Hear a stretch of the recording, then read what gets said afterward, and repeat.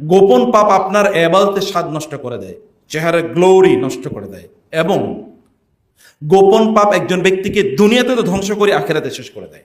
আপনারা জানেন রাসূলুল্লাহ সাল্লাল্লাহু আলাইহি ওয়াসাল্লাম বলেছেন, কিয়ামতের দিন লা আ'লামান্না আকওয়ামান মিন উম্মতি, কিয়ামতের দিন একদল লোক তারা আসবে, আমি এদেরকে চিনি, এদের চেহারা দেখলে আমি এখনো বলে দিতে পারবো, এরা কিয়ামতের দিন আসবে এত ভালো আমল নিয়ে, কামসালি জিবালি তিহামা তাবিদা, তিহামা যে বিশাল একটা প্রান্তর, এই প্রান্তরে যে বিশাল বিশাল পাহাড় আছে না, এই পাহাড়ের মতো ব্যাপক পরিমাণ আমল নিয়ে তারা আসবে কিয়ামতের দিন।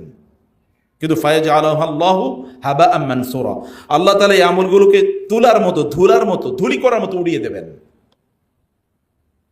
সাহাবায়ে কেরাম বললেন, ইয়া রাসূলুল্লাহ সিফহুম লানা জাল্লিহুম লানা ইয়া রাসূল, কাল্লা হাত্তা লা নাকুনা মিনহুম, ইয়া রাসূলুল্লাহ এরা কারা একটু বলেন, যেন আমরা তাদের মতো না হয়ে যাই। এত আমল করব কিন্তু এগুলো আল্লাহ তাআলা ছুঁড়ে ফেলে দেবেন, আমরা যেন তাদের মতো না হই। কারা এরা? রাসূল বলেন, আলা ইন্নাহুম মিন ইখওয়ানিকুম ওয়া ইন মিন জালদাতিকুম, ওরা তোমাদেরই ভাই, তোমাদেরই পরিচিত, তোমাদের আত্মীয়স্বজন, তোমাদের কাজিনস, তোমাদের কালিগস, তারা তোমাদের পরিচিত। কিন্তু এরা প্রকাশ্যে ভালো কাজ করত, কিন্তু যখনই তারা আলাদা হয়ে যেত, গোপন হয়ে যেত, তার রুম বন্ধ, তার চিপার মধ্যে কম্পিউটারটা রেখে দিছে, বাসার মধ্যে সবাই ঘুমিয়ে পড়ছে, নীল আলো তার মোবাইলে জ্বলে উঠেছে, কেউ নাই, তখন হঠাৎ করে কেউ নাই, ওকে, তখন স্ক্রল ডাউন করা শুরু করে দিয়েছে, এনতাহাকু মাহারিম আল্লাহ, তখন হারাম কাজগুলো তারা করে বেড়াতো। সব কিছু রেকর্ড হচ্ছে। গোপন গুনাহ, এগুলো থেকে নিজকে দূরে রাখতে হবে। গোপন গুনাহ, একদল লোক এত মুত্তাকি যে রমাদান ঘুষের টাকা ধরে না, পরে যে ড্রয়ারটা টাই না দেয়, এখানে রাখো, এটা আমি রমাদান রোজা রাখছি না, এখানে ধরতে পারবো না আমি, এরকম মুত্তাকি দিকে আল্লাহ তাআলা জাহান্নাম পূর্ণ করবেন। এত এই জাতীয় মুত্তাকি দরকার নাই। ভিতর থেকে আল্লাহকে পছন্দ করুন, আল্লাহকে ভালোবাসুন। আল্লাহ যেমন আপনাকে চোজ করেছেন, আল্লাহ সুবহানাহু ওয়া তাআলা দেখান যে আপনি সত্যিকার অর্থে চোজেন পিপল এর যোগ্যতা রাখেন। হারাম নিষিদ্ধ কাজ, গোপন নিষিদ্ধ কাজ থেকে নিজকে দূরে রাখুন। গোপন যদি আল্লাহর কসম, গোপন নিষিদ্ধ কাজ থেকে যদি আপনার নিজকে আপনি দূরে রাখতে পারেন, কেউ দেখছে না আপনাকে, কেবল আপনার রব দেখছে, তখন যদি আপনি কিছু ইবাদত করতে পারেন, 2 রাকাত নামাজ পড়েন, কোরআন তেলাওয়াত করেন, আল্লাহর কাছে হাত তোলেন, কেউ দেখছে না, আপনার মনে হবে দুনিয়াটা আপনার জন্য জান্নাত, আখেরাতে তো জান্নাত আছেই, এই দুনিয়াটা আপনার কাছে জান্নাত মনে হবে। আর এটা থেকে নিজকে বঞ্চিত করবেন না, জান্নাতে ফিল থেকে নিজকে বঞ্চিত করবেন না। শরীর কেবল সুখের জায়গা না, অন্তর সুখের জায়গা। মূল সুখের জায়গা কি? আলা বিযিকরিল্লাহি তাতমাইন্নুল কুলুব, মূল সুখের জায়গা হলো অন্তর, শরীর না। দেখেন না, ডোনাল্ড ট্রাম্প ওভাল হাউসে পৃথিবীর সবচেয়ে দামি জায়গায় আছে, এরপর ওর রাতের ঘুম হয় না, পিল খেয়ে ঘুমান লাগে। আর ওই রাস্তায় দেখবেন ফুটপাতে একদল লোক ওরা ঘুমায়, শান্তিতে ঘুমায়। ফিল, এটা শরীরের ইস্যু না, এটা ফিজিক্যাল জিনিস না, এটা ফিজিওলজিক্যাল, এটা স্পিরিচুয়াল, এটা সাইকোলজিক্যাল।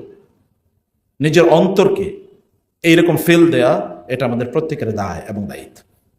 জাযাকুমুল্লাহ খায়র মোহাম্মদ ভাই, আমাকে এই সম্মানটুকু দেওয়ার জন্য, ইউ ইনভাইটেড মি।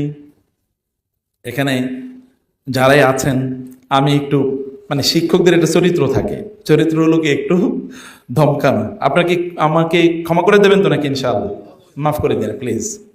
একটু ইয়ে করেছে না, অ্যাটেনশনটা আমি রাখতে পারতাম, আমি দেখছি তো, বুঝতে পেরেছি, আর এখন হলো ঘুমের সময়।